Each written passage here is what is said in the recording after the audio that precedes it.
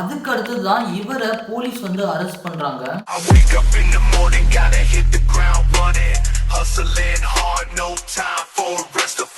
வணக்கம் தமிழ் மக்களே.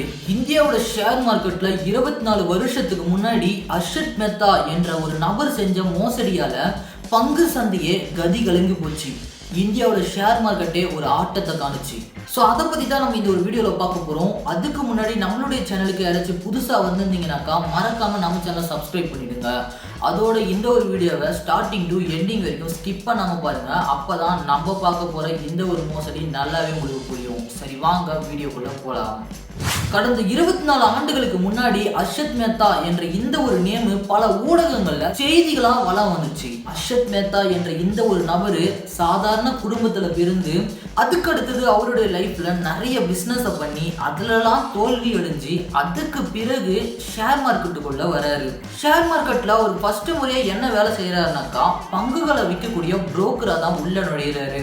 அதுக்கு அடுத்தது ஷேர் மார்க்கெட்ல என்னென்னலாம் விஷயம் நடக்குது சொல்லிட்டு எல்லா விஷயங்களும் தெரிஞ்சுக்கிட்டு அதை எடுத்து 1987ஆம் ஆண்டு அவருடைய பிரதர்ஸோட க்ரோமோர் அப்படின்ற ஒரு கம்பெனியை ஸ்டார்ட் பண்றாங்க. இப்பதான் அர்ஷத் மேத்தா அவருடைய ஸ்கேமை ஸ்டார்ட் பண்றாரு.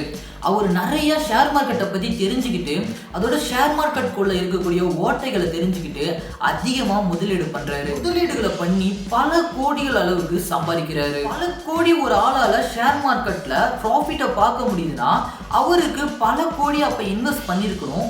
அப்ப அந்த கோடி பணம் எங்க இருந்து அவருக்கு வந்துச்சுனாக்கா அவர் ஷேர் மார்க்கெட்ல மட்டும் இல்லாம அவருடைய அடுத்த பாயிண்ட் எங்க வச்சாருனாக்கா மணி மார்க்கெட்டுக்குள்ள நுழைஞ்சாரு. மணி மார்க்கெட்னா என்னன்னாக்கா ஒரு பேங்க் இருக்குதுன்னா அந்த ஒரு பேங்க் இன்னொரு பேங்க்குக்கு கடன் தரும். இந்த ஒரு ப்ராசஸுக்கு நேம் தான் மணி மார்க்கெட்னு சொல்லுவாங்க.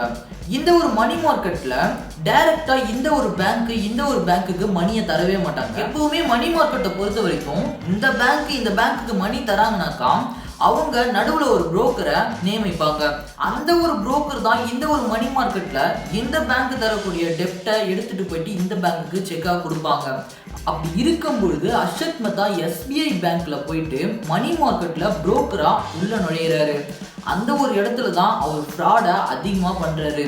ஏன்னாக்கா மணி மார்க்கெட்ல எப்படியும் லட்சக்கணக்கில்லாம் டிரான்ஸ்ஃபர் ஆகாது. மணி எப்படியா இருந்தாலுமே கோடி கணக்கில் தான் சுமார் ஒரு 500 கோடியாச்சு ஒரு பேங்க்கு இன்னொரு பேங்க்குக்கு கடன் தருவாங்க. அப்படி இருக்கும் பொழுது இந்த நடுவில் இருந்த அர்ஷத் மேத்தா என்ன பண்ணாருனாக்கா அந்த ஒரு மணி எடுத்துட்டு வந்து ஷேர் மார்க்கெட்ல இன்வெஸ்ட் பண்ண ஆரம்பிச்சாரு. அதோட அர்ஷத் மேத்தா எந்த ஒரு கம்பெனியில இன்வெஸ்ட்மெண்ட் பண்றாரோ அந்த ஒரு கம்பெனியோட ஷேர் வேல்யூ ஆட்டோமேட்டிக்கா இன்க்ரீஸ் ஆகும். ஃபார் எக்ஸாம்பிளுக்கு ஒரு கம்பெனி குட்டியோடு இருந்தாலுமே சரி அந்த ஒரு கம்பெனியோட ஷேர் வேல்யூ வெறும் 10 ரூபாய் இருக்குதுனாக்கா ஒரு கம்பெனில அர்ஷத் மேத்தா இன்வெஸ்ட்மெண்ட் பண்றதால அந்த கம்பெனியோட ஷேர் வேல்யூ வெறும் 10 ரூபாயில இருந்து 1000 ரூபாய் கூட மாறும்.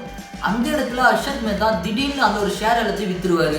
அப்படி விற்கும் பொழுது என்ன ஆகுனாக்கா இந்த ஒரு இடத்துல அதிகமான பேர் அந்த ஒரு கம்பெனியோட ஷேர் வேல்யூ இன்க்ரீஸ் ஆகுதுன்னு சொல்லிட்டு நம்பிக்கையோட வந்து இன்வெஸ்ட் பண்ணியிருப்பாங்க. அவங்க எல்லாருக்குமே நட்டமாகிடும். பட் அர்ஷத் மேத்தா மட்டும் அந்த பிக் புல்லா இருப்பாரு.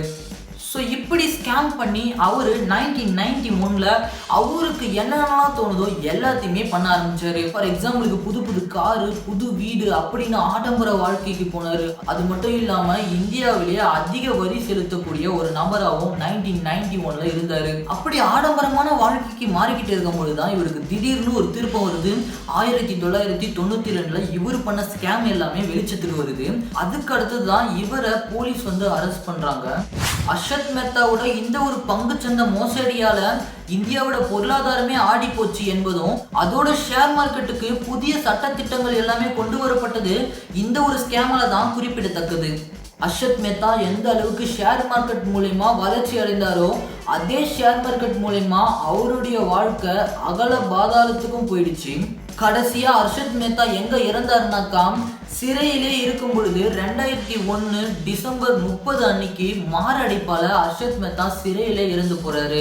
அர்ஷத் மேத்தா இறந்து 20 வருடங்களுக்கு பிறகு ஜோதி என்ற அர்ஷத் மேத்தாவோட ஒய்ஃப் அர்ஷத் மேத்தா என்ற ஒரு இணையதளத்தை உருவாக்கி அதில் அர்ஷத் மேத்தாவுக்கு ஏற்பட்ட விசாரணை குறித்தும் அதோட அர்ஷத் மேத்தாவுக்கு ஏற்பட்ட கொடுமைகள் குறித்தும் சில குறிப்புகளை கொடுத்துருக்காங்க.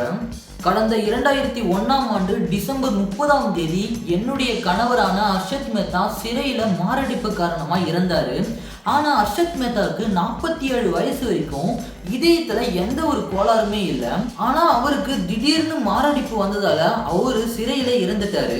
அர்ஷத் மேத்தாவுக்கு மாரடைப்பு வந்து ஃபர்ஸ்ட் 4 மணி நேரத்து வரைக்கும் எவ்வளவு முக்கியமான நேரம் சொல்லிட்டு அந்த ஒரு சிறை அதிகாரிகளுக்கு தெரிஞ்சிருந்துமே அர்ஷத் மேத்தாவுக்கு அந்த ஒரு 4 மணி நேரத்துல எந்த ஒரு சிகிச்சையுமே கொடுக்கல.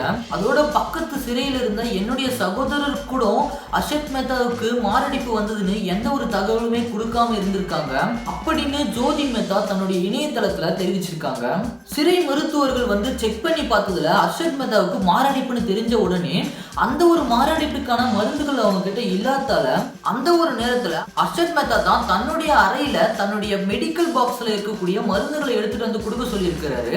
அந்த ஒரு மருந்துகள் தான் 4 மணி நேரம் வரைக்கும் அர்ஷத் மேத்தா உயிரோடு இருக்கிறதுக்கு யூஸ் ஆயிருக்கு. அதற்கு பிறகுதான் அர்ஷத் மேத்தாவை நடக்க வச்சு மருத்துவமனைக்கு இட்டுட்டு போயிருக்காங்க. அப்படி நடக்க வச்சு இட்டுட்டு போனதால தான் 2ஆவதா ஒரு முறை வந்து ஹார்ட் அட்டாக் வந்திருக்கு. அந்த ஒரு ஹார்ட் அட்டாக் வரும்பொழுது தான் நாற்காலியில உட்கார வச்சிருக்காங்க. அந்த ஒரு நாற்காலிலேயே தன்னுடைய உயிரை அர்ஷத் மேத்தா பிரிஞ்சிருக்கிறாரு. அதையடுத்து அர்ஷத் மேத்தா இறந்ததுக்கான எந்த ஒரு விசாரணை அறிக்கையும் பிரேத பரிசோதனை அறிக்கைகளும் எங்களுக்கு தரவே இல்லை அப்படின்னு சொல்லியிருக்காங்க. அந்த ஒரு அறிக்கைகளை நாங்க எவ்வளவு தடவை சிறை அதிகாரிகள் கிட்ட கேட்டோம், ஆனாலுமே எங்களுக்கு தரவே இல்லை அப்படின்னு குறிப்பிட்டிருக்காங்க. அதையடுத்து அர்ஷத் மேத்தா இறக்கும் பொழுது அவருடைய கடைசி நேரத்துல கூட எங்களால் அவர் பக்கத்துல இருக்கவே முடியல. அது இன்னைக்கு வரைக்குமே எங்களுடைய உள்ளத்துல ஒரு பாதிப்பாவே இருக்கு. எங்களுடைய எதிரிகளுக்கு கூட இந்த மாதிரியான ஒரு சூழ்நிலை வந்துடவே கூடாது அப்படின்னு ஜோதி மேத்தா அவங்க உருவாக்குன அர்ஷத் மேத்தா என்ற இணையதளத்துல குறிப்பிட்டிருக்காங்க. சரி, ஓகே, இது வரைக்கும் நம்ம அர்ஷத் மேத்தா பண்ண ஸ்கேமை பற்றியும் அவருடைய லைஃப் ஸ்டோரியை பற்றியும் அதை எடுத்து 20 ஆண்டுகளுக்கு பிறகு அவங்களுடைய மனைவியே உள்ளத்தை துறந்து அர்ஷத் மேத்தாவுக்கு என்னென்ன கொடுமைகள் என்ன மாதிரியான விசாரணைகள்லாம் நடந்துச்சு என்பதை நம்ம பார்த்தோம். ஸோ இதே மாதிரி வேற ஒரு வீடியோவில் உங்களை வந்து நாளைக்கு சந்திக்கிறேன். அது வரைக்கும் உங்களிடமிருந்து விடைபெறுவது உங்கள் ஜிடி சுந்தரேசன். தேங்க்யூ.